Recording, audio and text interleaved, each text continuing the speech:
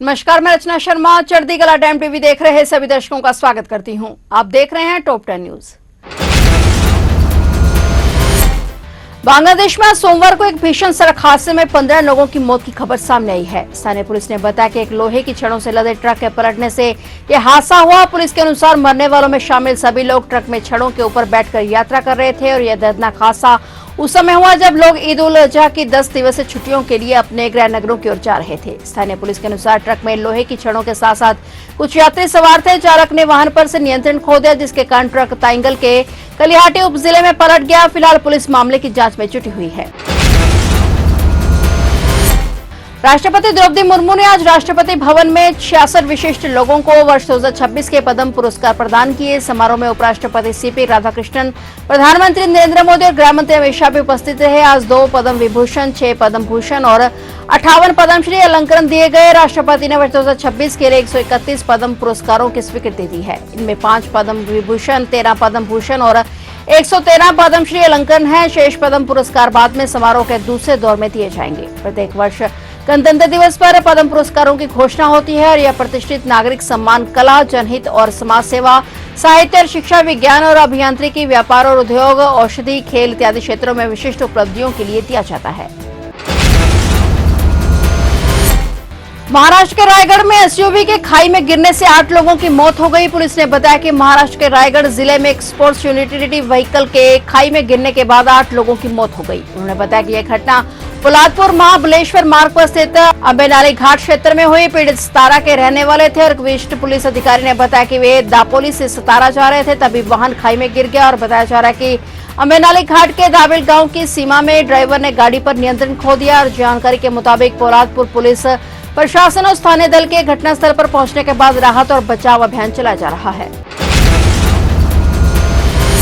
देश भर में एक बार फिर से तेल की कीमतों का झटका लगा है। बीते 10 दिनों में चौथी बार तेल की कीमतों में बढ़ोतरी हुई है। आज 25 मई सुबह 6 बजे से दिल्ली में पेट्रोल की कीमतें ₹2.61 प्रति लीटर का इजाफा हुआ है और डीजल में ₹2.71 की बढ़ोतरी की गई है। इससे आम लोगों पर महंगाई का बम फूट गया है। पेट्रोल डीजल की बढ़ती कीमतों ने एक बार फिर आम आदमी की जेब पर चोट की है। फिलहाल फिर ईंधन के दाम बढ़ाए गए हैं, जिसके बाद देश भर में लोगों की चिंता और बढ़ गई है। लोग बढ़ती महंगाई से परेशान नजर आ रहे हैं। उन्होंने कहा कि सरकार को महंगाई पर ध्यान देना चाहिए।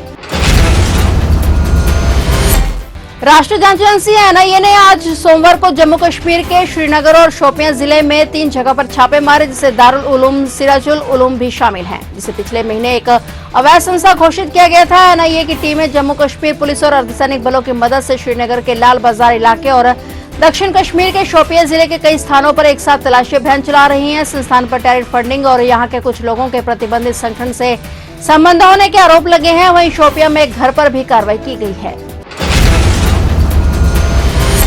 कर्नाटक राज्य साइबर कमांड ने डिजिटल अरेस्ट धोखाधड़ी रैकेट का भंडाफोड़ किया है। पुलिस ने 6 लोगों को गिरफ्तार किया है, जिन्होंने कथित तौर पर खुद को सीबीआई और ईडी के वरिष्ठ अधिकारियों के रूप में पेश करके 74 वर्षीय महिला से 24 करोड़ रुपए की धोखाधड़ी की थी। यह जानकारी पुलिस ने दी। पुलिस ने बताया कि आरोपी ने कथित तौर पर पीड़ित को इस साल 10 फरवरी से 24 अप्रैल के बीच पैसे ट्रांसफर करने के लिए मजबूर किया। और उन्हें आगे बताया कि महिला ने 26 बार लेनदेन के लिए अपने बैंक खाते से 24 करोड़ रुपए निकाले और इसके साथ ही पीड़िता ने देश भर के 10 बैंकों में फैले 23 फर्जी बैंक खातों में इस पैसे को स्थानांतरित किए। पुलिस के अनुसार धोखाधड़ी का खुलासा 24 अप्रैल को हुआ, जब बैंक ने साइबर कमांड यूनिट को संदिग्ध लेनदेन के प्रयासों के बारे में सूचित किया। इसके बाद पुलिस टीम ने तुरंत कार्रवाई करते हुए पीड़ित को समझाया और इस तरह जालसाज के खाते में और धनराशि स्थानांतरित होने से रोककर 3 करोड़ रुपए बचाए गए।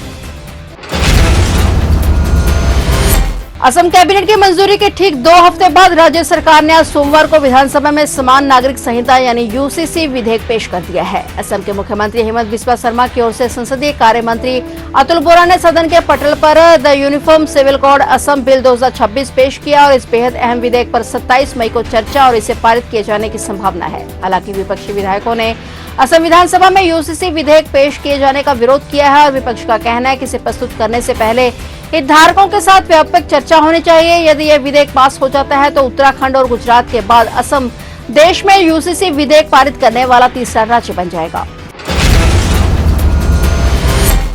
नीट यूजी पेपर लीक मामले को लेकर सुप्रीम कोर्ट ने आज सोमवार को राष्ट्रीय परीक्षा एजेंसी पर कड़ी टिप्पणी की। अदालत ने कहा कि यह दुर्भाग्यपूर्ण है कि एजेंसी ने पिछले साल सामने आए पेपर लीक विवाद से कोई सबक नहीं लिया। कोर्ट ने केंद्र सरकार, एनटीए और सीबीआई से इस मामले में जवाब मांगा है। जस्टिस पीएस नरसिम्हा और जस्टिस आलोक आराधे की पीठ ने एनटीए को निर्देश दिया है कि वे 2024 में सुप्रीम कोर्ट द्वारा दिए गए निर्देशों और सिफारिशों पर अब तक उठाए गए कदमों का विस्तृत हल्फनामा गुरुवार तक दाखिल करें। अदालत ने कहा कि पहले भी ये मामला सुप्रीम कोर्ट तक पहुंचा था, जिसके बाद एक मॉनिटरिंग कमेटी बनाई गई थी और इसकी सिफारिशों को स्वीकार भी किया गया था।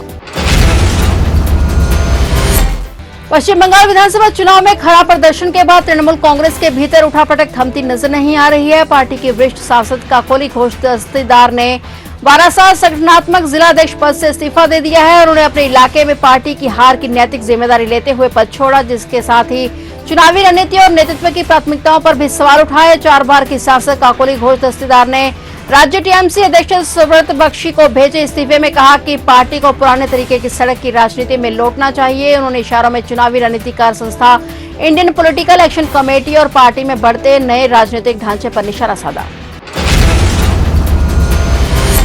मशहूर कॉमेडियन कपिल शर्मा को लेकर एक बेहद ही चौंकाने वाला मामला सामने आया है। दरअसल कपिल शर्मा के घर के बाहर फायरिंग की खबर सामने आई है। सूत्रों से मिली जानकारी के मुताबिक कॉमेडियन कपिल शर्मा के अमृतसर वाले घर के बाहर फायरिंग हुई। पुलिस अधिकारियों से बात करने की कोशिश की गई, लेकिन उससे कोई जवाब देने से मना कर दिया। फिलहाल पुलिस अधिकारियों द्वारा फायरिंग की कोई पुष्टि नहीं की गई है। पुलिस आसपास के कैमरे की फुटेज खंगाल रही है। बता दें कि यह पहली बार नहीं है जब कपिल शर्मा को किसी प्रॉपर्टी पर फायरिंग हुई हो। इससे पहले भी कपिल शर्मा के विदेश में मौजूद रेस्टोरेंट समेत उनके कई दूसरे ठिकानों पर पहले भी फायरिंग हो चुकी है, जिसके चलते आज अमृतसर में उनके हॉली सिटी वाले घर के बाहर भी फायरिंग का मामला सामने आया है। फिलहाल टॉप 10 न्यूज में इतना ही और नए समाचारों के साथ फिर से हाजिर होंगे। तब तक के लिए देखते रहिए चढ़ती कला टाइम टीवी।